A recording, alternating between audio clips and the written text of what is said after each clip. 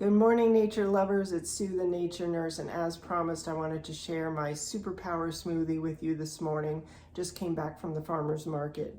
I'm going to go ahead and add, if you've been following me, I grew my own ginger. You can pick this up in the supermarket as well, but you may want to put it on your planting list for next year. It's super easy to grow.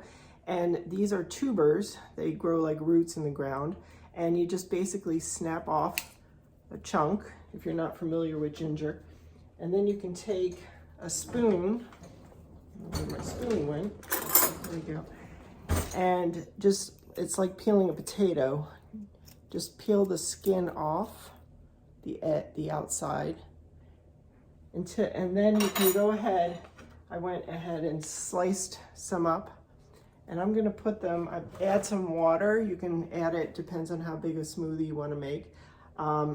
I highly recommend you get a really super blender. This is a Vitamixer. They basically churn through anything. I know they're expensive, so this might be something you have to save up, but they work really well. You may want to put it on your holiday gift list.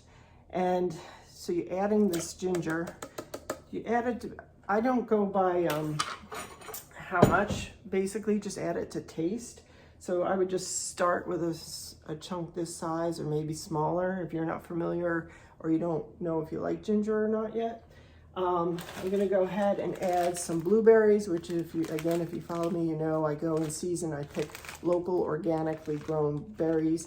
If you don't happen to have a blueberry farm in the area or somewhere that you can go in season and pick them, you can buy them frozen and organic in your local grocery store.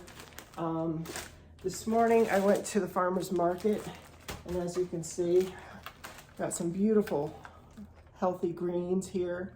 Swiss chard, bok choy, lettuce, and also our local farmers, they actually wash and cut some mixed greens. So I'm gonna go ahead and put at least a handful in here, because I don't know about you, but in the winter I'm not as prone to eating a salad when it's cold, although sometimes you can switch to vegetable soups to get your vegetables in. But I find making these power smoothies right first thing in the morning, you get so many different fruits and vegetables right at the beginning of the day to start your day, so you're off to a really good healthy start. So I'll put a big handful of this in and probably half a banana, just so that we can go ahead and get some potassium and sweeten it up a little bit. Oh, I'm also gonna go ahead and add, probably about a quarter cup, maybe less, of organic lemon juice. I get this big bottle at Costco. You can use regular lemons, and then unsweetened fresh cranberry juice. All of these, if you want to know in more detail the health benefits of them, I recommend you go and follow Dr. Mark Hyman. He has a YouTube channel. He has a podcast called The Doctor's Pharmacy, F-A-R-M-A-C-Y. He does a lot of different free information about more specific, detailed, research-based health benefits of the different things that I'm talking about here. But for now, I just want to give you the ideas, hopefully inspire you. We all, rather than get concerned or afraid or fearful about this COVID variant that's popping up now, is we can be proactive. The studies show the more fruits and vegetables we eat, the better off we are in preventing and treating COVID, which just basically makes sense because we're learning more and more about how fat is an organ. It affects our hormones, it affects the inflammation, it affects our ability to fight off all these bacteria and viruses. So it just makes overall good health sense. So hopefully that helps you.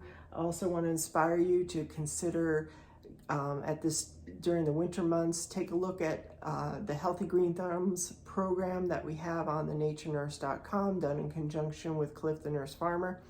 It hopefully will give you, if you already grow vegetables and flowers and herbs and things, different plants, hopefully it will give you more inspiration of other ideas.